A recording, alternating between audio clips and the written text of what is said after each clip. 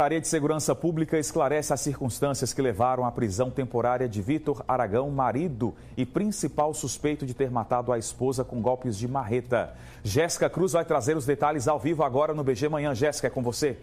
E oitivas dentro do inquérito policial. Essa possibilidade processual eu não conheço. Oi, Diego, estou aqui numa coletiva da Secretaria de Estado de Segurança Pública, justamente para dar mais esclarecimentos a respeito deste caso da Ana Paula, que foi vítima, segundo a polícia, de um feminicídio. O caso ainda não foi concluído, o caso, inclusive, está sob segredo de justiça, essas investigações, e a gente vai agora conversar com a delegada-geral Catarina Feitosa, que está prestando esclarecimentos, está dando informações para a imprensa. Vamos ouvir. No Brasil como um todo, isso é uma realidade. Vocês já acompanham vários casos nacionalmente falando, onde a perícia, muitas vezes apenas a perícia que fala. Agora, muitas vezes. montado? Agora, montado o quê? O trabalho. Porque nós temos aqui 3 delegados, a senhora delegada-geral, uma presidente e a outra delegada que acompanha, e o perito. Como é que está sendo montado esse trabalho para poder elucidar esse crime ou chegar à conclusão do que de fato aconteceu? O trabalho é muito tranquilo, né? É um trabalho de investigação como qualquer outro de feminicídio, né? Nós damos a importância devida porque é um caso realmente importante, onde uma vida foi tirada de forma bárbara, mas o trabalho é normal. A perícia faz a parte dela, a Polícia Civil faz a parte dela, né? E a parte da perícia é justamente fazer a questão da movimentação dos fatos, né, doutor Nestor? É a prova material, é a nossa prova material. É isso que vai definir, muitas vezes, a autoria do delito, né, juntamente com outras provas que são colhidas dentro dos autos. Então, não existe nenhuma possibilidade de dizer que a perícia ela vai ser descartada porque o perito falou, deu detalhes sobre a prova. Isso não existe. Processualmente, isso não existe. Delegada, nós estamos ao vivo no Balanço Geral amanhã e a senhora estava falando que foi descartado qualquer hipótese de latrocínio. É feminicídio, não é isso? O que aconteceu foi um feminicídio. Nós estamos investigando hoje um feminicídio. O latrocínio foi totalmente descartado pela Polícia Civil. Agora, os autos do inquérito serão encaminhados à Justiça, o Ministério Público fará a denúncia ou não, será analisado pelo Ministério Público, mas da Polícia Civil sairá um caso de feminicídio. A senhora explicou também que os autos estão sob sigilo. Esse sigilo é importante justamente para que os boatos eles diminuam, principalmente algumas acusações por parte da defesa com relação às investigações? Não, o sigilo é necessário não por conta de boatos. O sigilo é necessário para proteger a investigação e para proteger os envolvidos, as testemunhas que foram ouvidas, né? Porque é um caso de feminicídio, então um caso familiar. É uma questão que gera um impacto emocional muito grande nos envolvidos. Então o sigilo não foi decretado por conta de acusações, porque a Polícia Civil não está preocupada com acusações. Com relação à defesa que vem pedindo a participação nessas oitivas?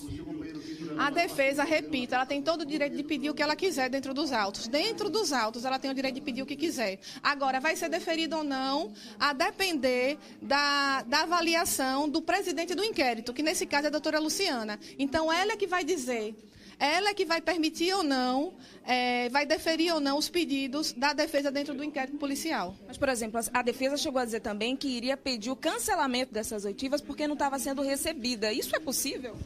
Processualmente, eu desconheço esse tipo de direito de pedido. O inquérito policial, ele é uma peça inquisitorial, onde não existe nem defesa nem acusação. O que nós procuramos ali é a verdade real dos fatos. Passa a existir a defesa e o contraditório quando ele vira processo judicial. Então, eu desconheço realmente esse tipo de... Mesmo porque não existiu pedido com relação a cancelamento de ouvidas, né, da defesa. Eu acredito até que sejam boatos. Porque eu não acredito que a defesa tenha a ingenuidade de falar uma coisa dessas. Ele falou, inclusive, para a TV Atalaia sobre essa situação, mas é importante destacar também que não é uma prisão em flagrante, é uma prisão preventiva. É uma prisão temporária, cautelar temporária, que foi deferida pelo judiciário. A prisão foi efetuada dentro da delegacia no momento do interrogatório do suposto autor.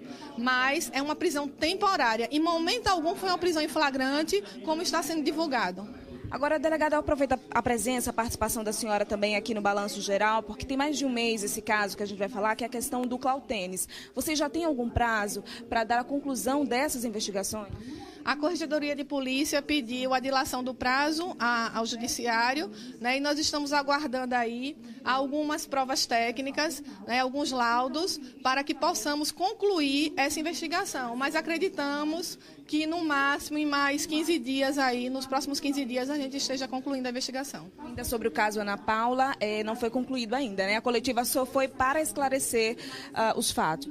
A coletiva nós fizemos para poder acalmar os ânimos da imprensa, inclusive, né? Porque todos estavam questionando aqui a Polícia Civil, a Secretaria de Segurança Pública, sobre esses boatos que estão surgindo. Mas nós não vamos detalhar a investigação hoje, nós só iremos detalhar a investigação ao final.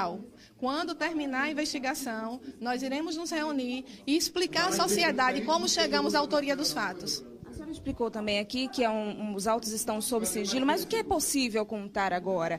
É com relação à perícia, que foi dito antes, né? Alguns detalhes que não estavam batendo, né? Com relação ao que o Vitor Aragão tinha dito. Inclusive, no colchão foi encontrado algumas pegadas das sandálias desse rapaz. Isso é possível contar?